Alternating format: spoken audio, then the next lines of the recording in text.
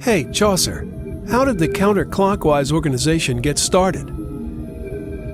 You know, that's a story that goes back to the beginning of time. Time had a beginning? Indeed it did, Diana. Jeeves, let's start the show.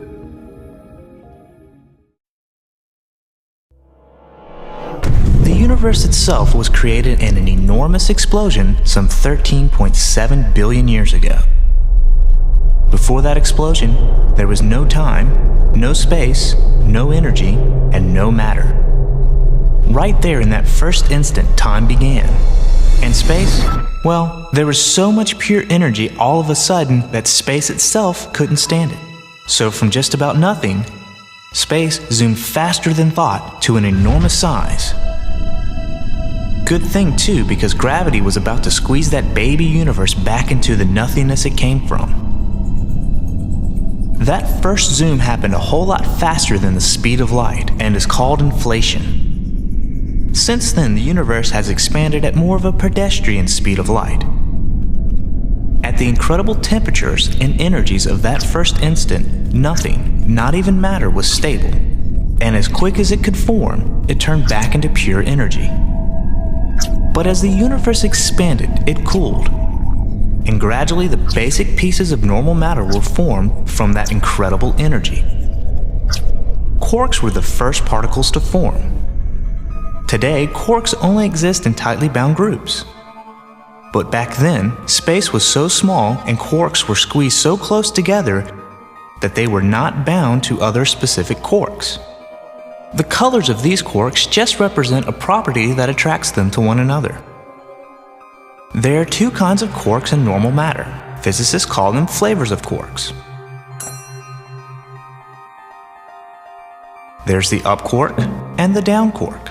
As space got bigger, quarks lost their freedom and found themselves locked into groups of three inside a proton or a neutron. A proton is formed from two up quarks and one down quark, while its slightly heavier cousin, the neutron, is composed of two down quarks and one up quark. Just about every proton and every neutron in existence today was formed at the time of inflation and was crammed into that primordial basketball.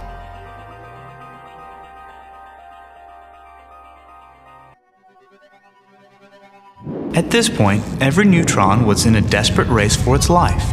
Since neutrons can only exist for about 20 minutes on their own, every neutron either decayed or got together with a proton to form a kind of hydrogen. Or two neutrons got together with two protons to form the nucleus of helium. All of this happened within the very first minute of existence of the baby universe.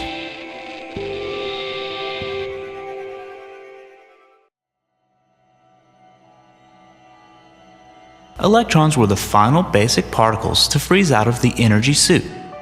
But the energy density was still way too high for electrons to join together with other particles. And the early universe remained a glowing, cloudy plasma. This condition lasted about 300,000 years while the universe grew and cooled.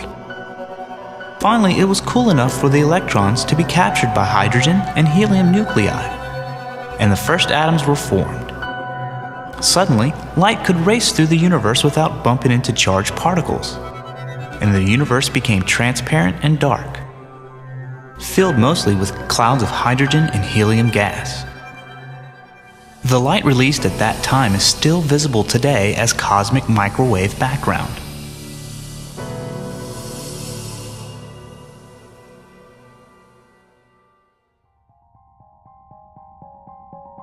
So how did an almost perfectly dark and smooth universe become littered with stars?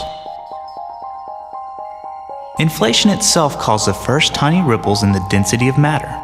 And over a period of about 10 million years, matter increasingly gathered at these denser locations.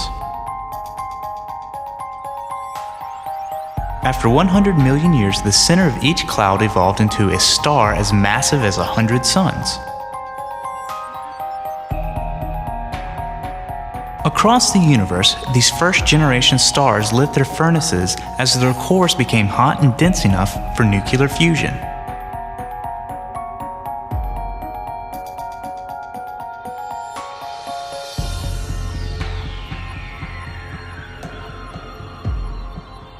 the universe emerged from the Dark Ages. Because of their huge sizes, these first stars burned with a frenzy and converted their supplies of hydrogen and helium fuel into the first heavy elements. Essentially, all the atoms in the universe heavier than helium were born in the hearts of stars. In a short 3 million years, the fuel was spent, and these first stars collapsed and exploded into supernovas, spewing their newborn heavy elements out into the universe. This new composition of heavier elements made it a lot easier for gravity to squeeze these clouds of matter into new generations of stars.